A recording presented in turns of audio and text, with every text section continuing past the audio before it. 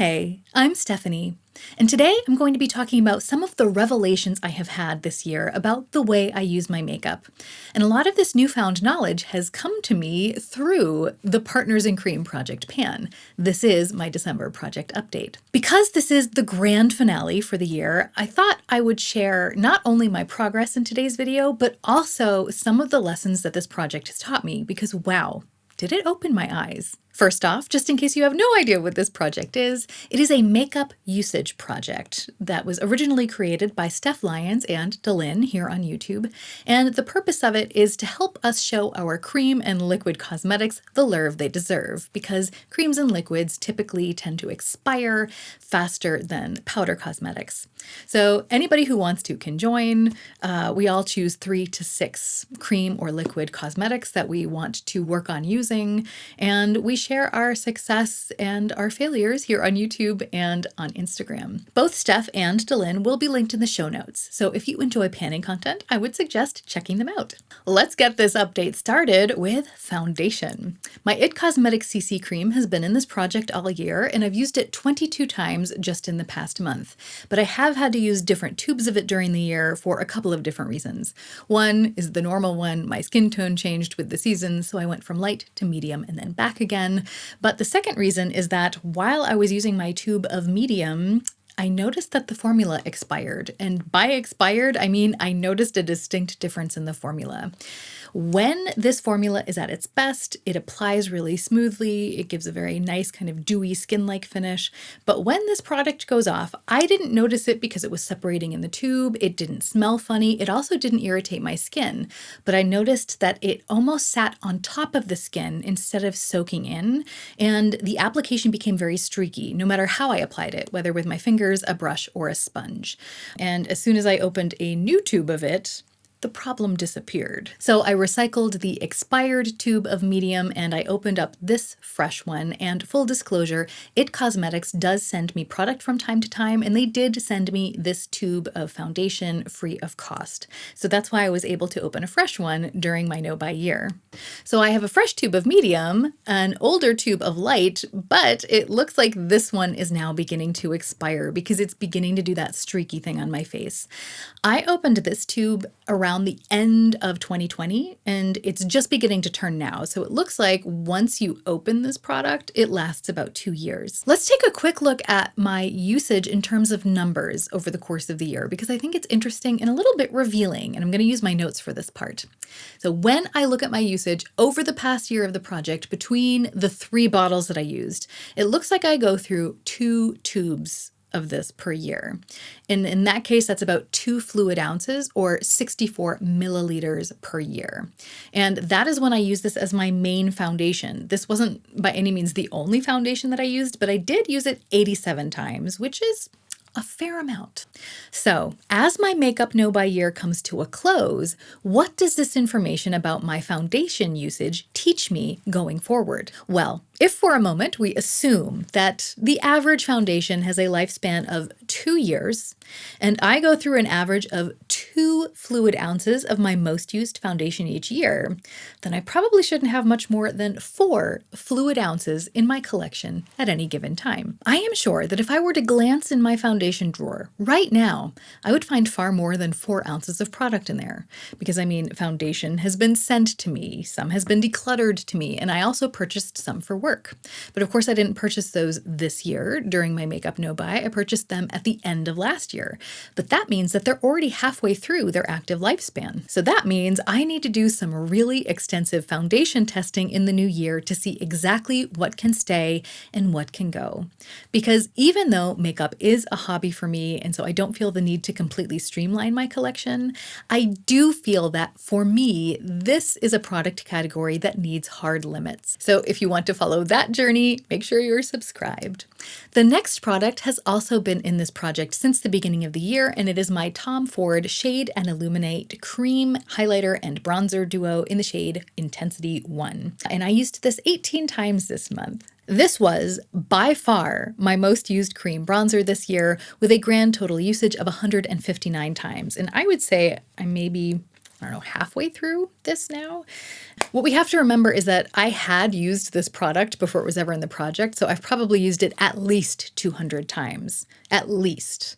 So it's probably going to take at least 200 more uses to get through this, which could easily take a year or maybe even more. The question is, after using this so frequently over the past year, do I really want to commit to a whole full year of using this product? And the answer is yes. Yes, I do. But I can actually see a potential problem with that because, as I just discussed, I do want to vigorously test my foundations in the new year. And I think that it's probably smarter if during the cold winter months when my skin is naturally drier, that is the time when I test my dewier foundations. Now, as much as I really enjoy the finish of this product, both the highlighter and the bronzer have a dewy finish.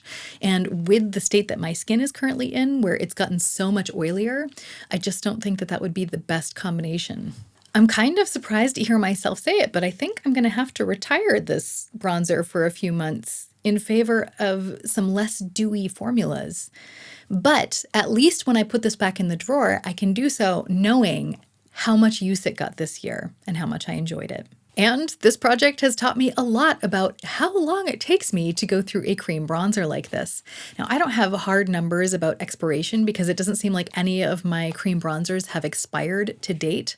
But based on what I've seen here with my usage, I think it might be smart to maybe limit myself to just 2 cream bronzers at any given time, maybe one for winter and one for summer.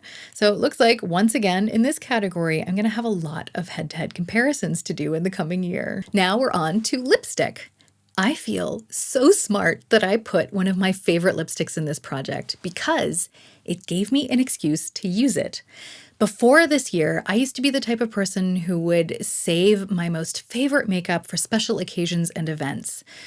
But I no longer feel any need nor any desire to do that. This project has definitely opened my eyes to the fact that with my makeup style, it takes me forever to use the product up.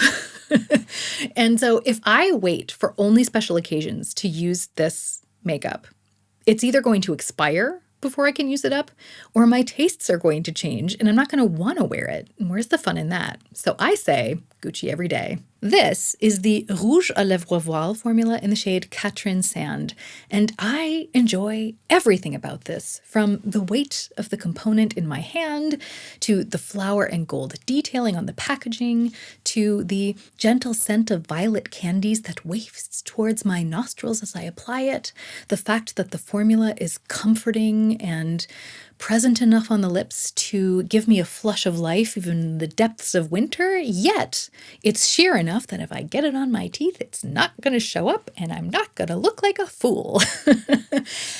Everything about this is a joy to behold, and I beheld it 24 times this month and 46 times since it joined the project 2 months ago. And yes, there are signs of use. The bullet isn't as shapely as it once was, but look how much there is left.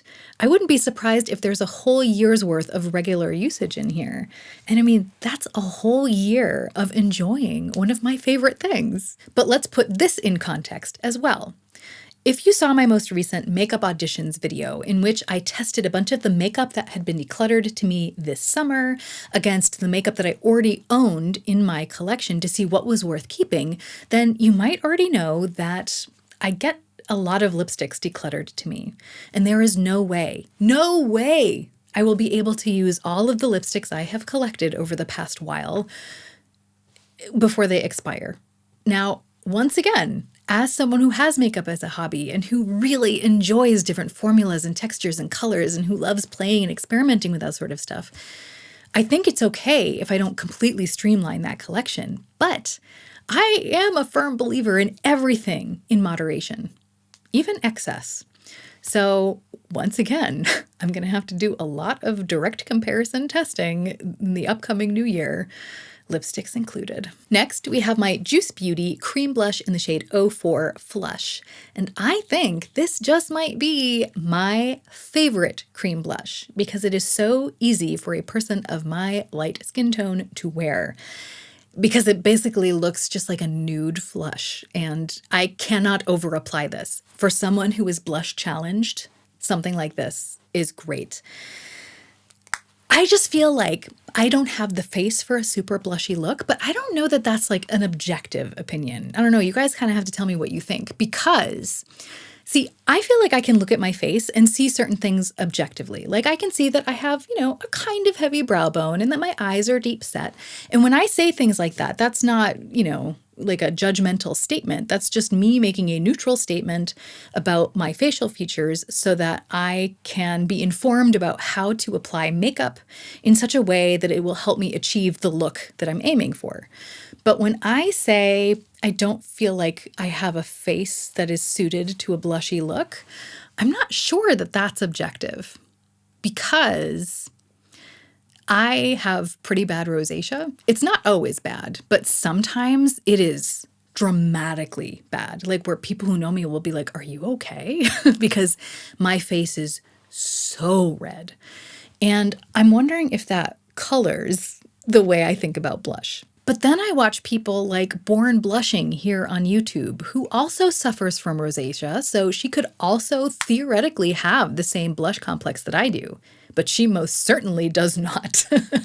When she applies blush, it is magical. And she will come up with these vivid color combinations that I wouldn't think to put on in like 100 years. And then she puts it on and it's majestic. I mean, if you like blush, if you like luxury makeup, then you need to get on that train. So I'm going to link her channel in the show notes because she is something else. But to bring it back to this comparatively boring blush, I enjoy it so much because it is so muted. It just naturally melds with my light skin tone and it's impossible to overdo it. And I also enjoy the finish because it's relatively natural. It's definitely not matte. It leans more on the dewy side, but it's not so dewy that I end up looking greasy with my oily skin. So this has just been a real pleasure to use, and I used it 21 times in the past month. And since I rolled this in 2 months ago, I've used it a total of 49 times. When I look at the pan, it looks like there's still a good deal in there, but it's very thin. And so I honestly think I might even be able to use this up by the end of the year. So what has this taught me?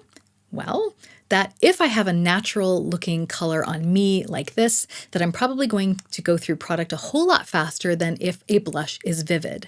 I do use my vivid blushes, and I use them pretty often, but when I use the product, I use much less of it because I'm always aiming for a more subtle look.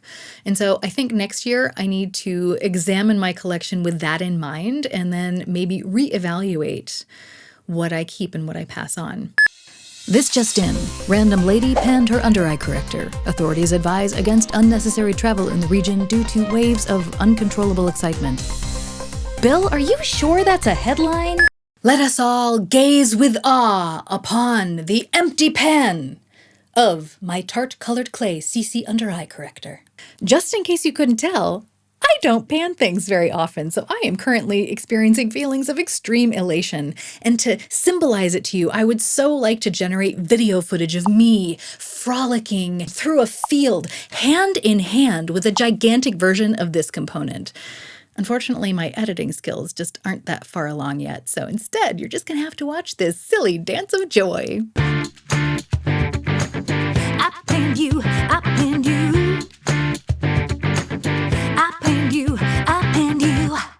I am so sad this is gone, and yet so proud.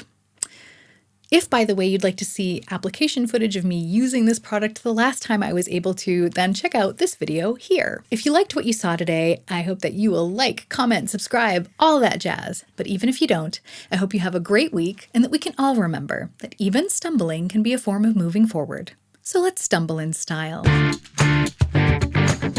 I panned you.